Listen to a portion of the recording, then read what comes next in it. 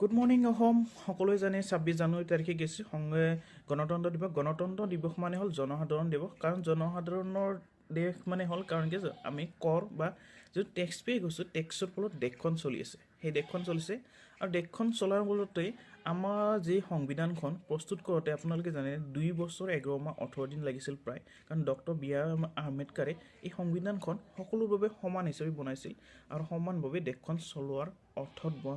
বনাইছিল আৰু সেইকাৰণে সংবিধান গণতন্ত্ৰ দিৱস মানে হ'ল সকলোকে মোৰ শুভেচ্ছা থাকিল যে গণতন্ত্ৰ দিৱস মানে হ'ল জনসাধাৰণৰ সকলো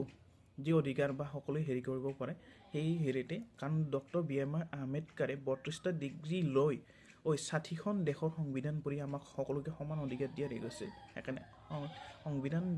যিটো গণতন্ত্ৰ দিৱস আছে সেই তাৰে বাবে মই সকলোকে শুভেচ্ছা থাকিল আৰু ইয়াৰ নেক্সট ভিডিঅ' মই এটা টেক্স পে' যোনটো পে' কৰোঁ তাৰ পৰা এটা ভিডিঅ' বনাইছোঁ চাব।